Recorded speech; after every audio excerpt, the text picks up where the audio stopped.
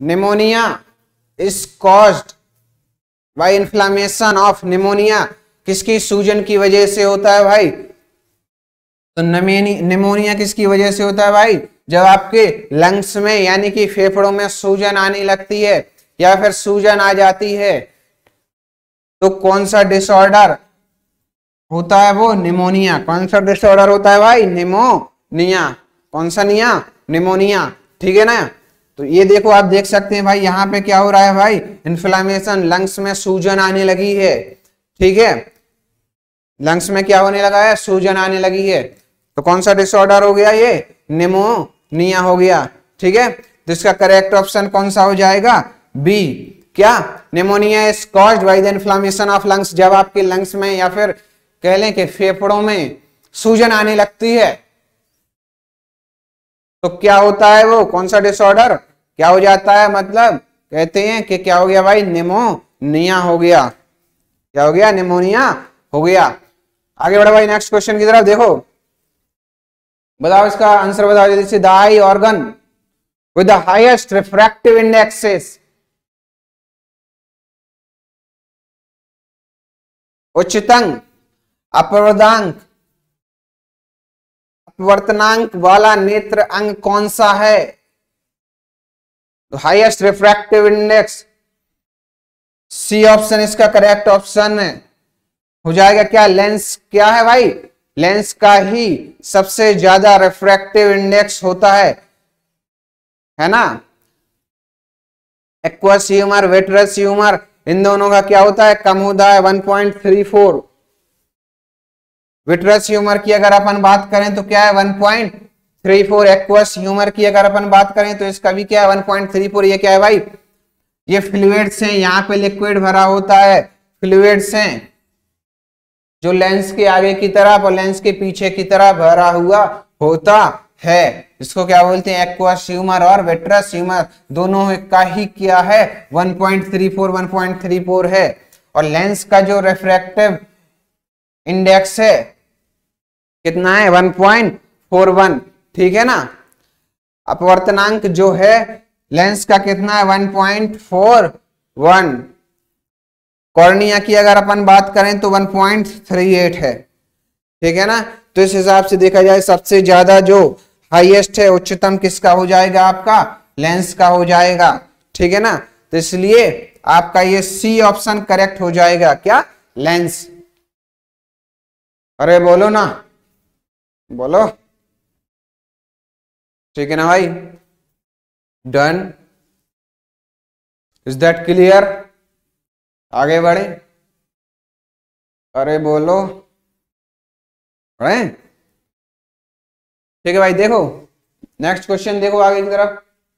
बताओ इसका आंसर बताओ जल्दी फटाफट। Which of the following two quantities have same units? निम्नलिखित दो मात्राओं में से किसकी इकाइयां समान हैं? किसकी इकाइयां समान हुए इनमें से? जल्दी बताओ भाई। हाँ हाँ, बिल्कुल सही भाई।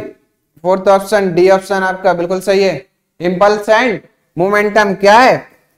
डी ऑप्शन सही हो जाएगा, इंपल्स एंड मोमेंटम।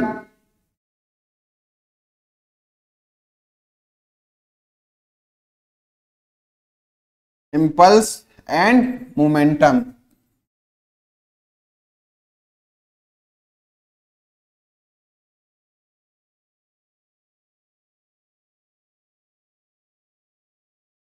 देखो भाई, इसको कंपेयर करके देख ले। इंपल्स, इसका फॉर्मूला होता है impulse I equal to F into T, force into time.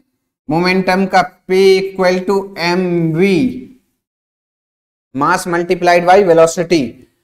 यहां पे अगर अपन निकालेंगे एफ इक्वल टू कितना होता है? M A multiplied by T, ठीक है। अब एम का तो एम मान लो, मल्टीप्लाइड बाई ए का एक्सेलरेशन का क्या होता है? Metre per second square, metre divide by second square multiplied by time, ठीक है। तो m मल्टीप्लाइड बाय मीटर का क्या है लेंथ, और सेकंड का क्या है भाई नीचे टी स्क्वायर मान लो मल्टीप्लाइड बाय टी। ठीक है, अब यहां पे देख लो M B mass multiplied by M से क्या है मास, वेलोसिटी क्या है मीटर पर सेकंड ना, मीटर पर सेकंड ना। ठीक है, मास मल्टीप्लाइड बाय मीटर क्या है लेंथ, पर सेकंड क्या है टाइम, सेकंड क्या है टाइम एम एल टी।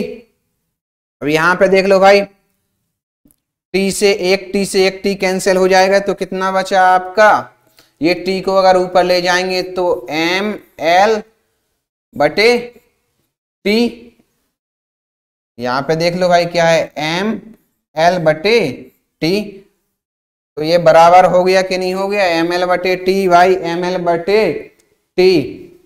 ठीक है ना, तो क्या है which of the following quantities have same units, तो किनके सेम यूनिट्स, तो अपन ने यहाँ पे इसको प्रूव करके भी बता दिया क्या इम्पल्स एंड मोमेंटम का सेम यूनिट्स होगा क्या, दोनों का क्या है एम एल बटे टी,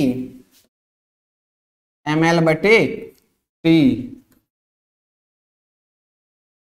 ठीक है, इम्पल्स और मोमेंटम दोनों का क्या आया भाई सेम यूनिट आया। ठीक है, अगर इसको दूसरे फॉर्म में लिखना चाहें ऊपर पहुंचाना चाहें दोनों को तो एम एल टी का -1। ठीक है ना, इस फॉर्म में भी आप अरेंज करके लिख सकते हैं, क्योंकि ये टी ऊपर जाएगा ना, ऊपर जाएगा ये टी तो आपका यहाँ पे 1 होता है ना, ये पावर माइनस में आ जाएगी। ठीक है भाई, अरे बोलो करेक्ट है ना, इस तरीके से आप इसको खोल खाल के कर सकते हैं। ठीक है ना, डायमेंशनल यूनिट्स के फॉर्म में आपने इसको प्रूव करके देख लिया है। ठीक है भाई, आगे बढ़े। देखो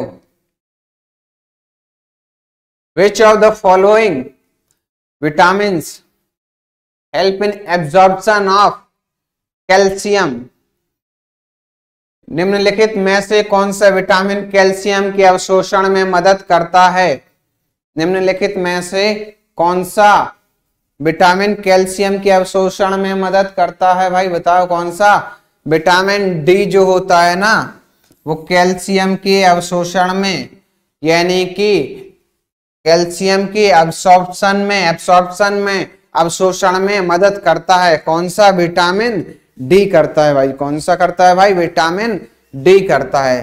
तो आपका ये बी ऑप्शन करेक्ट हो जाएगा, क्या करेक्ट हो जाए भाई बी ऑप्शन आपका ये करेक्ट हो जाएगा। अरे बोलो ठीक है भाई, आगे बढ़े।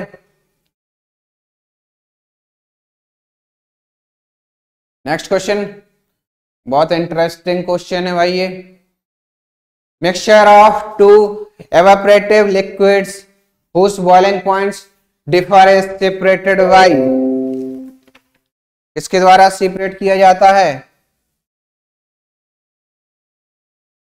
किसके द्वारा सेपरेट किया जाता है भाई, mixture of two evaporative liquids whose boiling point differ is separated by the process of, ये डी ऑप्शन आपका करेक्ट हो जाएगा, कौन सा डिस्टिलेशन, डी ऑप्शन आपका क्या हो जाएगा करेक्ट हो जाएगा। यहां पे आपको दिखाई नहीं दे रहा होगा तो मैं यहां पे बता दूं डी ऑप्शन है इसका क्या डिस्टिलेशन। ठीक है, डी ऑप्शन है क्या डिस्टिलेशन।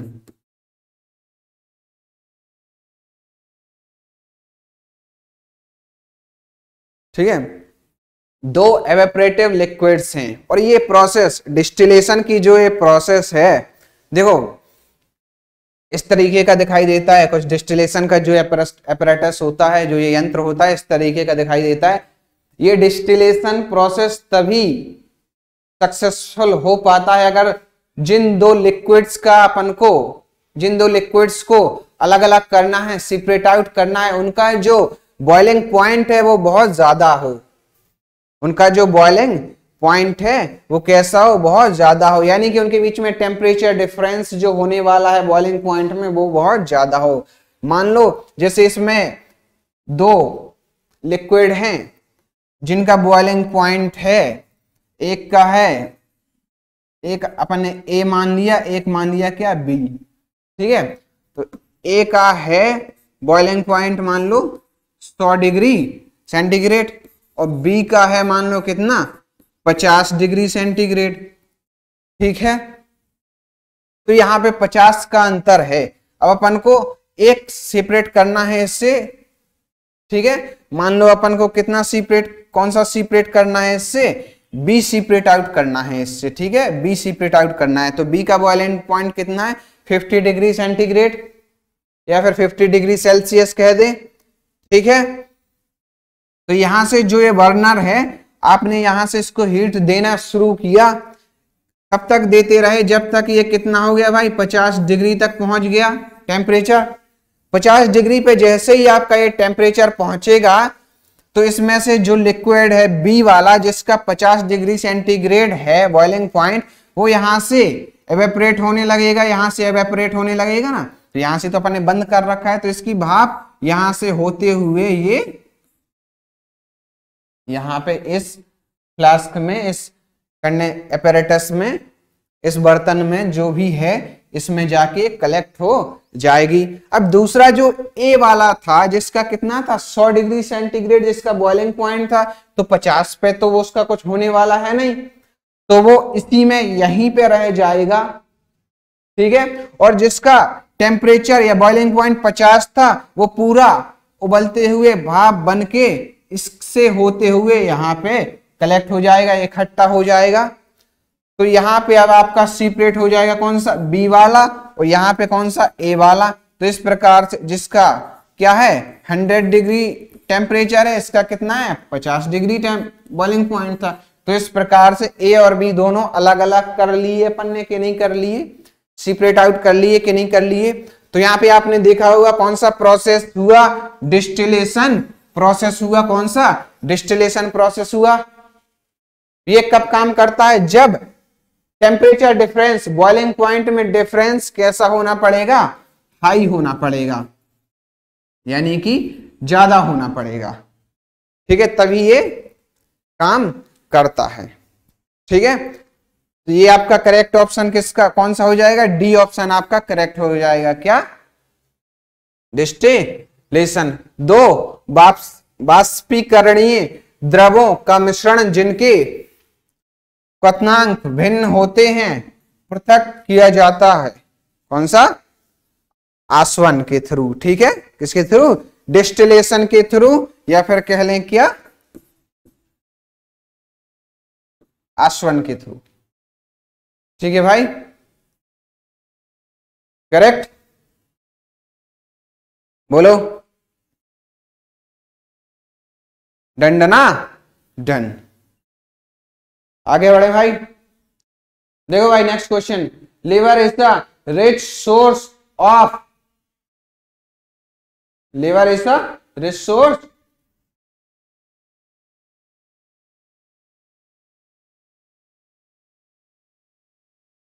हाँ, liver is the rich source of, देखो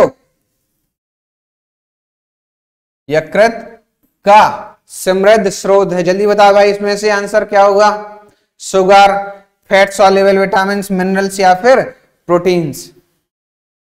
क्या होगा भाई इसका आंसर, फैट सॉल्युबल विटामिन्स, यानी कि वसा में घुलनशील जो विटामिन होते हैं सबसे ज्यादा कहां पाए जाते हैं, किसमें भाई, यकृत में, यानी कि लीवर में। क्लियर है, बात समझ में आई कि नहीं आई भाई।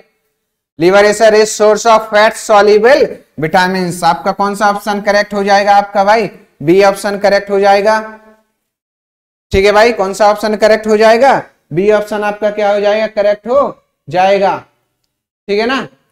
आगे बढ़े।